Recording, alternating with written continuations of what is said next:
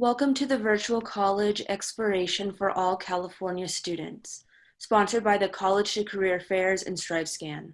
Thank you for joining us. A few housekeeping announcements before we get started. You can use the Q&A button on your screen to type your questions to our presenters at any time. Your camera and microphone are off, so the panelists cannot see or hear you. This is just one of many different sessions happening, so please be sure to check out the full schedule at College2Career.Connect.org.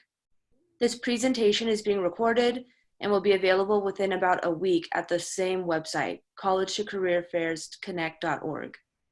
I'd now like to turn it over to our presenters.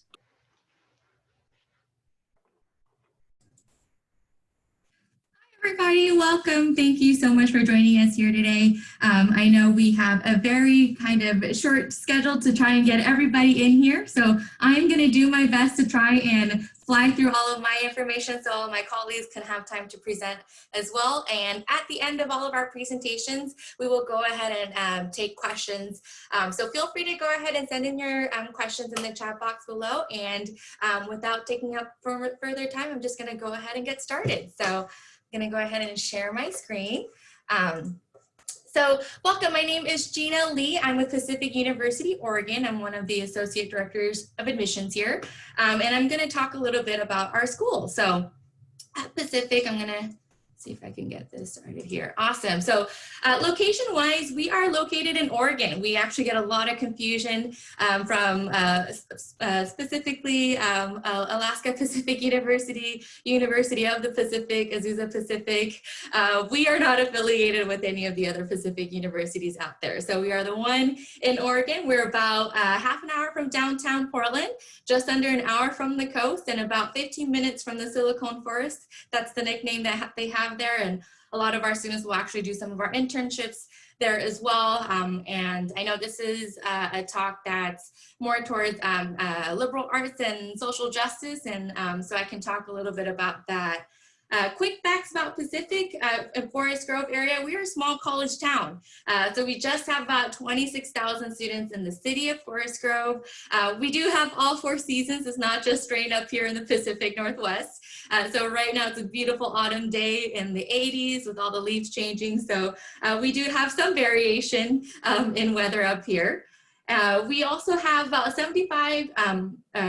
above 65 different programs that you can choose from, as well as what we call our pre-professional tracks.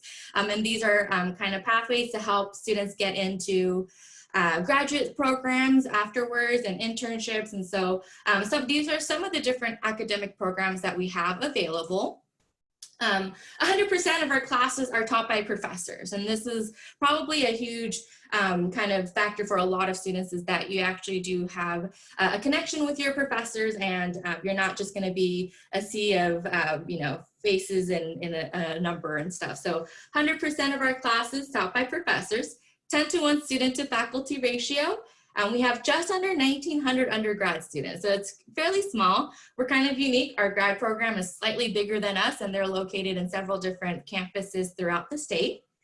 And we were kind of excited to announce that we were named one of the top research universities in the Pacific Northwest by the National Science Foundation. This is the 2nd year running, and so research in general and internships is all kind of tied into that, and you can kind of see some of the statistics that we have on internships. Clubs and activities, 3 to 4 is actually the average number of clubs and activities that students are involved with on campus. We're kind of unique. Even though we are a small school, about half our students are from Oregon and everybody else is from out of state. The largest matriculating state is actually the state of Hawaii, and that's kind of a relationship that we've been able to continue on for generations. And so we actually have the largest student-run luau on mainland outside of Hawaii, and that's probably our largest event on campus. So that's kind of a little fun fact there. We also have outdoor pursuits, and this is something that a lot of students come for. They do want to kind of get involved with the Pacific Northwest. As you can see in my background, that's a forest. That's actually probably what a highway looks like here. You'll be going through a highway in the middle of a forest. And so outdoors and kind of hiking, all of that stuff is very popular among our students. We are a D3 school. We got 24 JV or varsity teams. About a third of our students are on a JV and varsity, and over half an intramural club sport. So we have a fairly active campus. But with that said, you are definitely a student athlete. So student first and then athletics number 2 as a D3 school. And that's another reason why a lot of our students do like to come to Pacific, is because it is a D3 school. In terms of scholarships, we have many different scholarships that you can choose from. We have what we call our special interest and talent award scholarships. They range anywhere from $500 to $6,000 per year. There is an additional application involved, but these are scholarships that talk about like a world language scholarship. If you like the outdoors, like we said, we have an outdoor pursuit scholarship.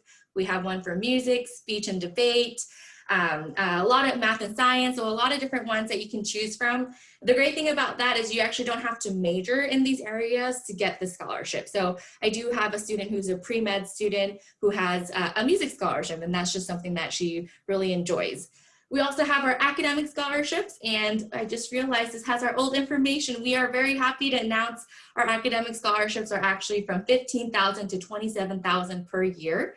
What you get, you hold on to for the next 4 years. So it's times 4, not divided by 4.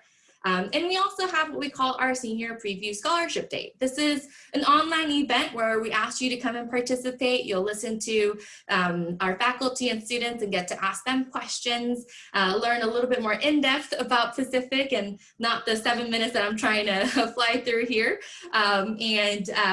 For everybody who do attend, we'll get an additional $1,000 a year in scholarships just for coming. So definitely reach out to us. We'll be more than happy to talk to you about that. In terms of application, we are on Common App, as well as 900 other schools about, and so we make it super easy. You can come to one of our Common App workshops that we hold as well. And we do ask for a number of different things. The biggest one for us, as I'm sure many of the different schools that you are working with right now, is that for the first time we are test optional, and that is just to be able to respond to the complications that's been happening out there. So we are test optional. It's not going to count against you in any way if you don't have your test scores. So just reassure that you don't have to feel like you're panicking and scrambling to get a test date set up, because we are here to help you. And we understand that things are very different this year, very different for us as well. But we do also want to let you know that it is test optional. So just some very quick important dates for us. November 1st is actually our early action deadline. It's not a hard deadline. It's just to let you know if you apply by November 1st, we will get an admissions decision to you within the next few weeks. It's not going to take us 4 months to decide whether or not you've been admitted to Pacific. We do stand by the college decision deadline on May 1st. Again, it's not a hard deadline, but it's a good kind of deadline to keep in mind, to just say, hey, I realize that I have to make my decision soon. May 1st is usually kind of a general good rule of thumb to keep in mind. And if you have any questions, reach out. You can find us at admissions@pacificu.edu. Again, don't forget that we are Pacific University. So feel free to give us a call, reach out to me or any one of our admissions counselors, and we're more than happy to help you through this process. So with that said, I am going to turn it over, I believe, to Cassidy from University of Houston. All right, thank you, Gina. So good, I guess, afternoon now, everyone. My name is Cassidy Player. I represent the University of Houston. So if you give me 1 second, I'm going to share my screen. I always mess up when it's time for me to share my screen. All right, there we go. Cool stuff. So University of Houston, we are, of course, located in none other than Houston, Texas. So University of Houston is about 10 minutes from downtown Houston. So downtown Houston, you have some really cool opportunities in terms of internships. For instance, Houston is Houston is home of NASA. It is home of 24 Fortune 500 companies right in downtown Houston. We're about 10 minutes from downtown Houston. Houston is home of the world's largest medical research center. So a lot of really cool opportunities. We are the 4th largest city in the nation. We're actually also the most diverse city in the nation as well. And our campus, keeping in line with that, is the 2nd most diverse public college campus in the nation. 49% of our student body were the first of their family to go to college. We're very proud of that. And I think that kind of speaks to the level of inclusivity that you'll find on our campus. And that is one of our core values. So I'm going to get into talking, I might talk a little bit quickly because we do have some really cool opportunities for students that are interested in the liberal arts and social sciences, but I'm going to tell you guys a little bit more about that in just a second. But just some more quick facts about the university. We are a large school, 38,000 undergrad on our campus. However, our average class size is about 32 students.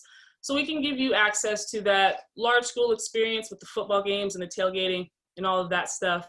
And you can still have access to a small school learning environment. And certainly within our College of Liberal Arts and Social Sciences, it is one of our, you'll find some of our smaller programs. So we are a research institution, 16 academic colleges, over 120 different majors. So with that, I will get into talking about liberal arts and social sciences, right? So liberal arts and social sciences is perhaps our most interdisciplinary college. So you'll have things from political science to economics to psychology, philosophy. Okay, so just some quick facts about the college.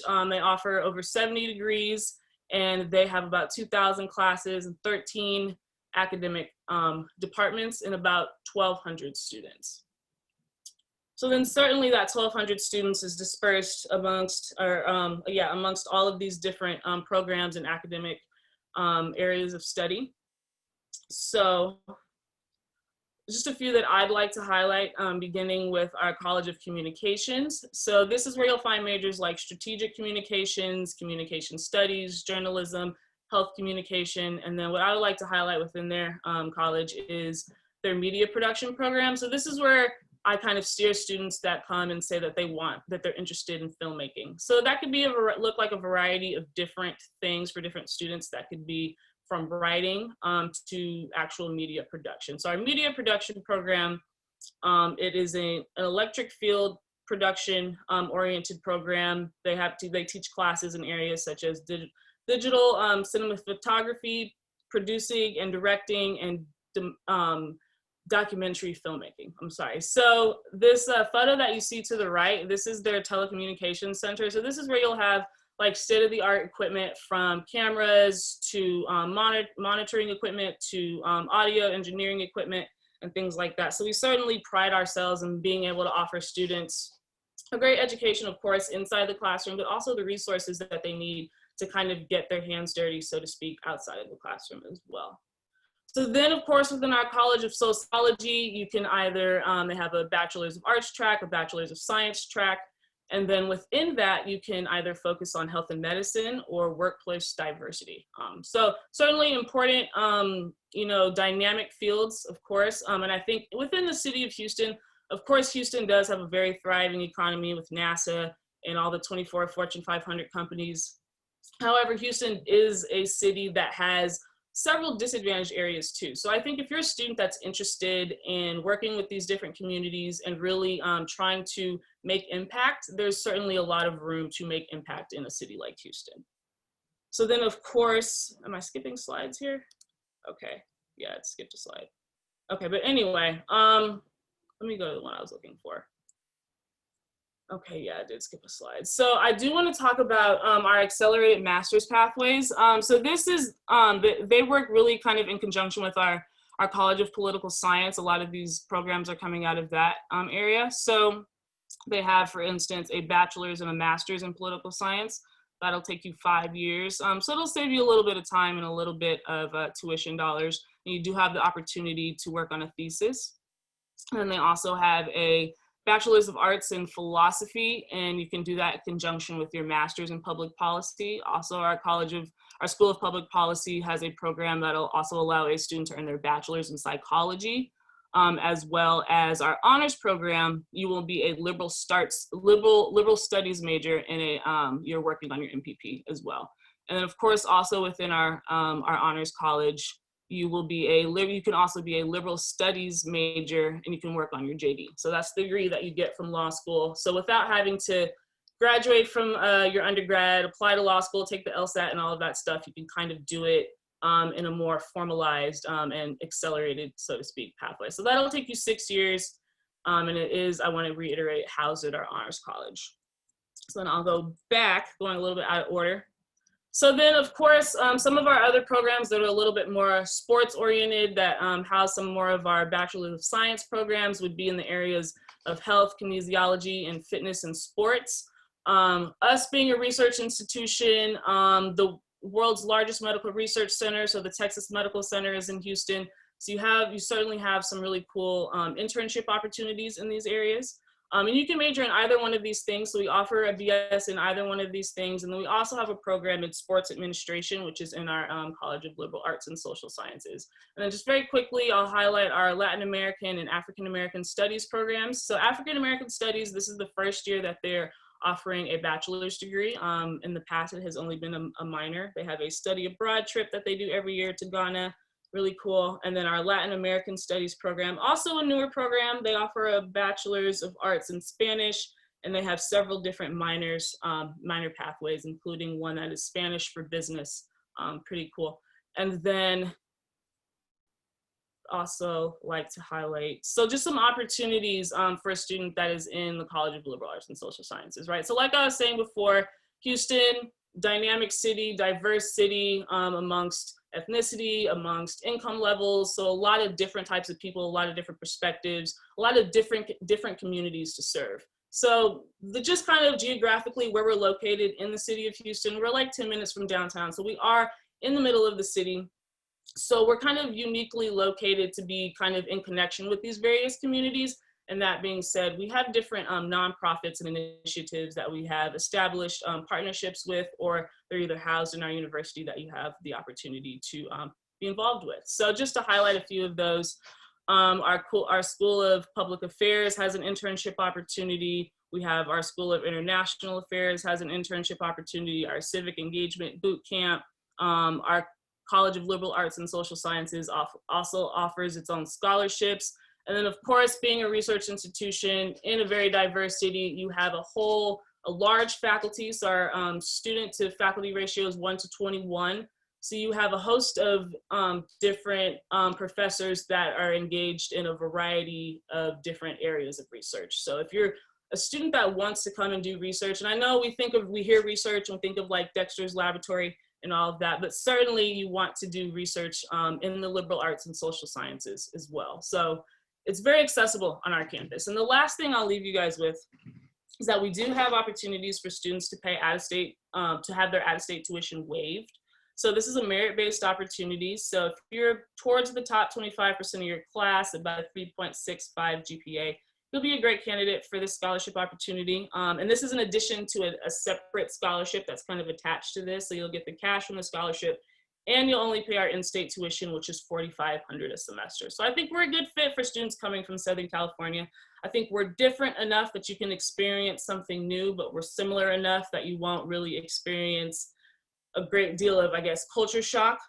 So with that, I will pass it on to our next presenter, and thank you guys so much.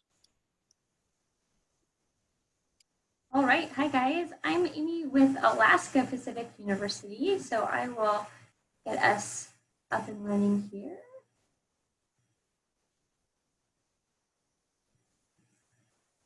Okay, are you guys seeing the slide? Hopefully, yeah, perfect, awesome. So, oops.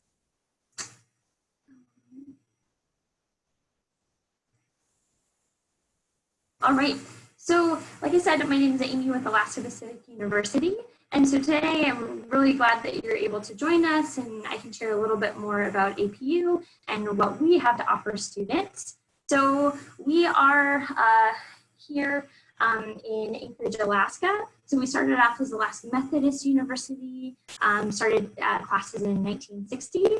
So we've been around for a little while, and since transitioned to Alaska Pacific University, we still keep that kind of Methodist roots, but we don't have a specific religious affiliation. Similar to the other Pacific Oregon, we don't necessarily have a connection to some of the other Pacific universities, so that's one of the things that students sometimes have questions on.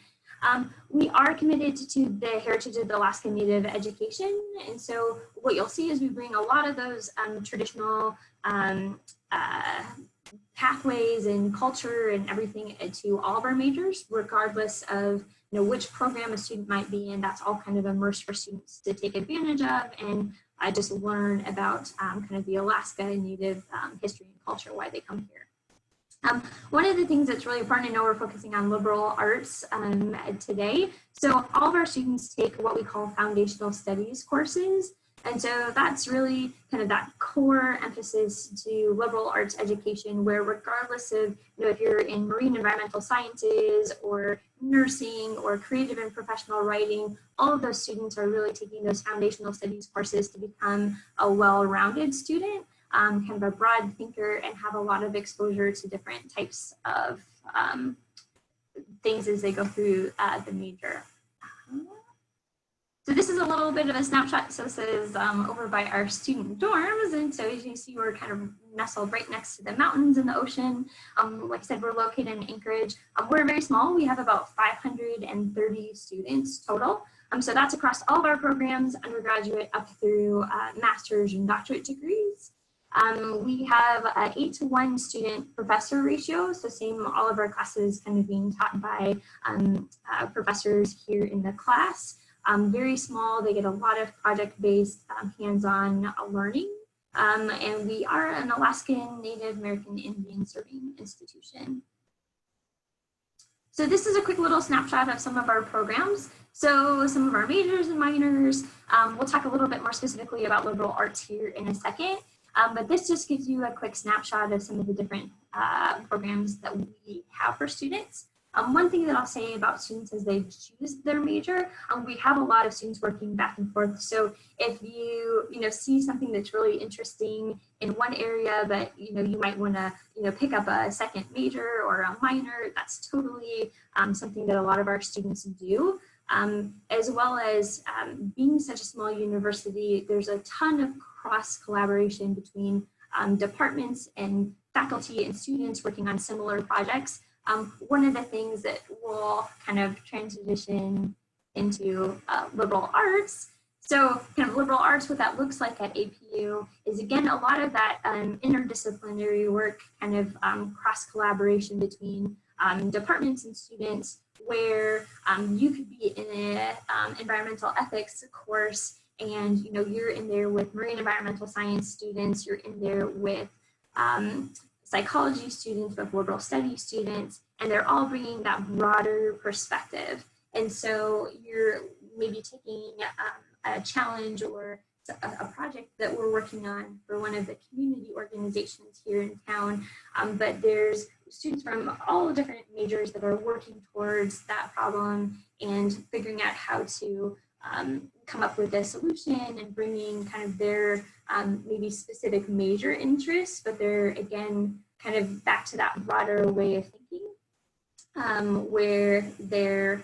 able to kind of come across majors regardless of what they're studying. So those foundational studies courses, again, that's kind of the foundation that all of our students take regardless of their program. And for that, it's really looking at like critical thinking, there's like intellectual traditions, creative endeavors, like some really cool classes that students get to experience and take. There's a few different classes under each of those headings that students can pick, maybe what they're most interested in. And then these are specific programs or concentrations that are available within our liberal studies department.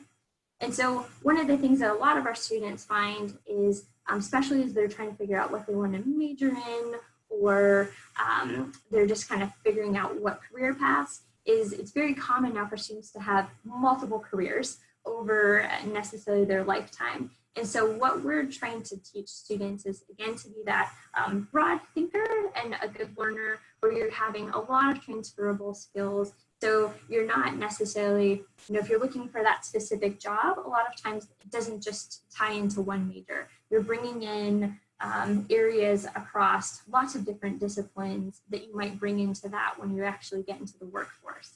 So we're teaching the students those skills to kind of hone in and have that expertise that they can transfer to whichever job and whatever their career path is. So this is a little snapshot again of just our admissions process. It's a very simple process. You submit the application online. We are test optional. That's not just a COVID thing for us. So again, we're really looking for a student who likes a smaller, tight-knit community campus, project-based learning, hands-on, field classes, that sort of thing. So we have a 2.5 GPA or higher, you'd automatically be accepted. Send in your official high school transcripts. Again, we don't require the SAT or ACT for admissions, and we don't even look at it. So really test blind or test free, so you don't have to worry about doing that SAT or ACT test. And then we do have fee waivers available for students. So if you think you might qualify for a fee waiver, definitely reach out to us and then we can help provide that for you. Our financial aid, so our tuition, we don't have in-state or out-of-state tuition. Our tuition is a little over $20,000 for a year, and that's for taking 12 up to 18 credits per semester. We have a ton of financial aid and scholarships available for students. So those range on merit scholarships. Those are automatic just once we get your high school transcript. We see if you have above a 2.75, and then we'll automatically put that merit scholarship on your application. Those go from $1,500 up to $7,000 for the year. You get additional $1,000 just for being an out-of-state student. Definitely apply for the FAFSA. It's connected to other additional scholarship opportunities for us. The big one called our Promise Tuition Grant, where if you receive a Pell Grant, so maybe you have greater financial needs to go to school, you get significantly reduced tuition. If you have a full Pell Grant, you could have zero tuition. We take care of the rest in grants and scholarships for you. So definitely fill out the FAFSA as soon as you can. Opening soon. Just to wrap up, if you guys have questions, definitely reach out to us, visit our website. We've got, follow us on social media. We've got a lot of different virtual events, but we'd love to see you up in Anchorage and here in Alaska and possibly at APU.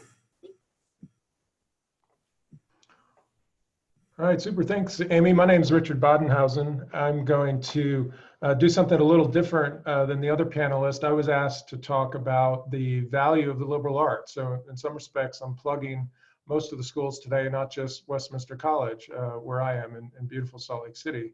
And I'm coming to the topic as Dean of an honors college. And so I have conversations on the subject with hundreds of students and their families each year. And I'm also coming to the issue as someone who attended a liberal arts college and then got a PhD at a large R1 university, taught for 11 years at a mid-sized university, and then have spent the past 2 decades at Westminster College. So I've really lived the differences between these types of institutions and be happy to flesh some of those out in the Q&A. I'd like to focus my brief comments on what one gets from a liberal arts education, and that might seem like a particularly instrumentalist or weird approach to the question, you know, what does this kind of education do for me? But I think it's a fair approach. A college education is expensive. It typically takes up to 4 years or more of your life. We have students to work very hard when they're part of our community, so you should receive something in return for your investment, and it is an investment that you're making. So here are a few things you get. Money. Everyone knows the well-worn statistic that there's a huge wage premium to attending college versus not attending college. Your total career earnings, if you go to college, are going to be over $1 million more than if you don't attend college. But Georgetown's done some interesting work recently on career earnings by type of school. And the findings are pretty cool. The median ROI, return on investment, of liberal arts colleges is nearly $200,000 higher than the median for all colleges. And they broke this out in 14 different categories. Further, this is an even more interesting statistic, the 40-year median ROI of liberal arts colleges is essentially the same as engineering or technology-related schools, which is something I think many people would find surprising. I also like to share data with families around mid-career earnings tied to major. There's many tools you can use for this analysis. But you'll see that traditional liberal arts majors like philosophy do very well. And mid-career salaries of philosophy majors are higher actually than those in business management, chemistry, marketing, accounting. Again, I think a figure that some people would find surprising. And then speaking of money, a lot of families imagine that a liberal arts education is far more expensive than that at a public university. But the average difference of total indebtedness of students who graduated from public and private institutions like Westminster College is actually less than $5,000. We can get into discussions about debt and some of the ways that the media is playing fast and loose with what's really going on. What else do you get? At liberal arts colleges like Westminster, you get options. And we like to say that we train you not in a specific narrow subject, but how to manage a broad range of topics over the course of your life, because a broadly educated human being is better to able to navigate the various challenges that life throws your way and all its complexities. At mega large universities, where I went to graduate school, for example, students will tend to be tracked in majors. So the theater students are in the plays, the physics majors are in the lab. But at liberal arts colleges, we want the physics majors to be the lead in the college musical, because that will make her a better physicist and it will make the play more interesting. So in other words, we're teaching students how to think rather than what to think. And so no matter what a career path you end up adopting, you're going to be able to adapt and succeed. And that's why graduates of liberal arts colleges have so many options, and the career paths are so interesting and diffuse. At Westminster College, I've sent vocal performance majors off to med school at Dartmouth, and we have neuroscience majors who've gone on to study astrophysics. In fact, one of them, who's at MIT at a postdoc, is part of a team that just discovered a new planet, which was announced last week in an academic journal. And because that planet orbits its star every 3.14 days, they called it the Pi Planet, which I thought was pretty fun. There are jobs and careers that haven't even been invented yet, and so we can't train students specifically for those fields, but we can teach them how to think critically and be adaptable and work well in teams. There's a great tool designed by a math professor at Williams College showing the career paths of all Williams graduates at liberal arts college, which I think demonstrates effectively the flexibility that one has as a graduate of a liberal arts institution. I'll just share that with you briefly so you can kind of see on your own. Let's get this up here.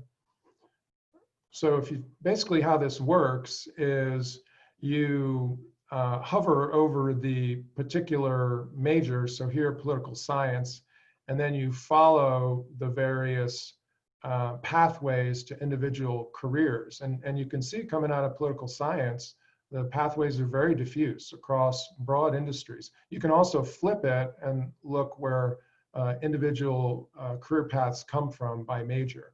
And so if you want to contact me to get the link for this, just send me an email at rjb@westminstercollege.edu. So very cool. Not to say jobs and salaries aren't important, but our current global crisis reminds us that liberal arts can do other crucial things for us.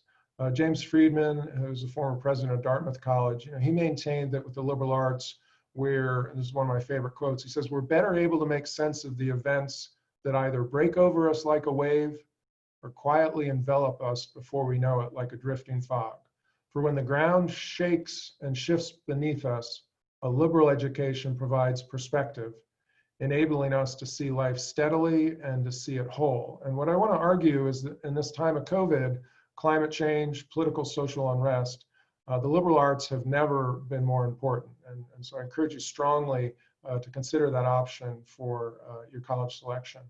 You know, the students I send from Westminster to medical school are going to be better doctors because they're going to be able to make more thoughtful assessments, communicate more clearly with patients, deal with crushing end-of-life care decisions guided by a study of ethics.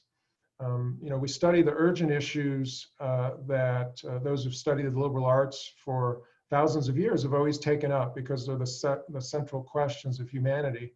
But those kind of concerns tend to be masked or submerged in times of prosperity, and they really just resurface brutally during periods of trouble like we're experiencing now. And I'll just say closer to home, just to finish on this point, you know, I've seen extraordinary responses to COVID from our students, faculty, staff at Westminster College over the past year. There's just an intense hunger for community that's, just much easier to provide, I think, in a liberal arts setting where we're able to get to know our students and we're able to support them through community. So, on the faculty end, it's been an incredible time of creativity as they've adapted their classes to this new environment. And those moments really highlight, for me at least, as an administrator, what it means to teach and learn at a liberal arts institution, where you get a lot of interaction across units and shared commitment to student learning. So faculty are all rowing in the same direction because they care so deeply about the same thing, which is ultimately helping students build a foundation of skills and practices that will allow them to live fuller, richer, and more successful lives. And that's why I'm in this business at Westminster College. And yeah, I invite you to come visit us when you're able to. Thank you. Now I think we're going to Brian. All right. Thank you, Richard. That was a great endorsement of the liberal arts. I appreciate it. Let's see if I can share my screen here. All right. Well, welcome. My name is Brian Ryberg. I'm the Associate Dean for Admissions at Roanoke College. I've been at Roanoke College for over 13 years now. It's a wonderful institution, a 4-year private liberal arts residential experience. We're going to move through these slides here. Oops. There we go. Okay. Sorry, it's a bit touchy. All right. So Roanoke College is located in Southwest Virginia. We are actually located in Salem, Virginia, just a few minutes outside the city of Roanoke, which is a very up-and-coming city on the East Coast. Beautiful place to explore the outdoors, the Blue Ridge Parkway, the Appalachian Trail, and plenty to do around town. We actually give our students free taxi vouchers so they can explore all of the cultural endeavors they can experience downtown. Amtrak station, airport. So while we are a little away from the major hubs of the East Coast, very easy to get in and out of those areas.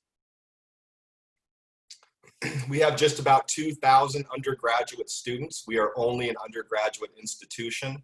About 58% female, 42% male. About half of our students come from Virginia. The other half come from outside the state of Virginia. I actually recruit in the Richmond, Virginia area, as well as the state of California. I've seen in the last few years definitely growth from the state of California, students wanting to get out of the Southern California, even the Northern California area. Geographically, we're quite diverse, as you can see, not only domestically, but also internationally. You don't need to leave campus to get that international experience.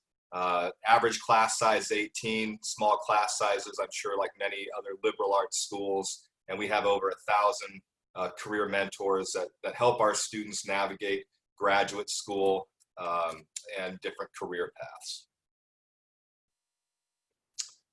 We have 50 different majors and over 100 different areas of study and concentrations and pre-professional programs. I would definitely echo Richard's thoughts about the interdisciplinary nature of the liberal arts. We too have sent music majors to medical school. We've sent biology majors to law school, and many of our students are taking part in different things across campus that might not always be a traditional field for those types of students. In terms of the social justice area, we do have an academic concentration in peace and justice studies. That's an interdisciplinary concentration. A concentration is much like a minor at a liberal arts institution. And that concentration really complements majors such as religious studies, history, political science. We do very well in the pre-professional programs. Many of our students will go on to law school, medical school, or other graduate schools. We have a topic-based curriculum. So as some of the presenters before were talking about different general education curriculums, we call ours the intellectual inquiry curriculum. So at Roanoke College, you're never just going to take an intro to statistics course. All right, we're going to match that course up with something you're interested in, like statistics and nutrition, statistics and sports. We know that our students perform better in the classroom. They're more interested in the subject when they're choosing a class that they love, that they're interested in that topic. Our faculty members are more enthusiastic about proposing these course descriptions, and it's just been a great match. We've been doing that for about 10 years now, and since then you've seen other colleges follow suit with more of a topic-based curriculum. This is also a great way for students to explore different majors in their first 2 years before declaring. Certain real-world experiences we want you to have at Roanoke College. The creative works, we have an art gallery, a theater, a film festival on campus.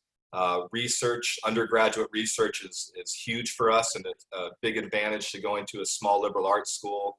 Studying away, you can study away in an intensive learning semester in the month of May. You can go for an entire semester to one of over 250 universities worldwide, and that's something that we really value and encourage our students to do. Every single student at Roanoke College will take part in an internship at least once throughout their 4 years, and service learning is definitely a hallmark of the Roanoke College education. We have a long-standing partnership with Habitat for Humanity, and we actually built an entire Habitat house during our orientation. Every single new freshman and transfer student will take part in that build. Over 100 plus student organizations, 22 varsity sports. We just added men's wrestling. We're a Division III NCAA institution, and we're a member of the Old Dominion Athletic Conference. About a quarter of our students are involved in varsity sports. We have intramural sports, club sports, all sorts of different clubs. If there's a club we don't have, students are able to start that. In terms of merit scholarships, we are a school that does have a very high sticker price, but with that being said, we do give very generous merit scholarships, as you can see here, and a number of other grants. We have a visit grant that you'll actually qualify by being here today.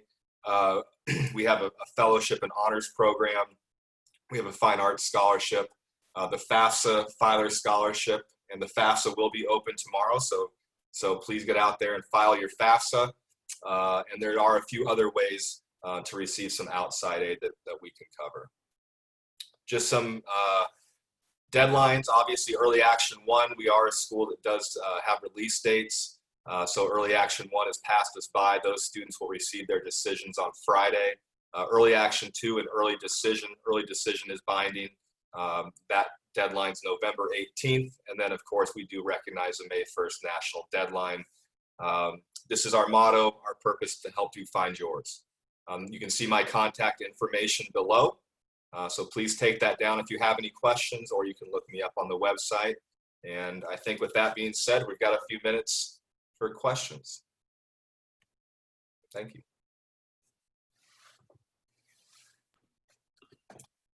Thank you to all our presenters. I'm just going to do a quick closing slide, and students, if you'd like to ask questions, this would be the time to do it. Go ahead and type them in the Q&A. Thank you everyone for joining us. When you close this window, there will be a link to a very quick 4-question survey. We'd appreciate any feedback you can provide. Also, this was just one of many sessions being hosted, so be sure to sign up for additional sessions at college2careerfairsconnect.org. In about a week, you'll be able to find this session's recording, as well as all the other session recordings at the same website. Thank you. Like I said, we have a couple minutes if anyone wants to ask questions.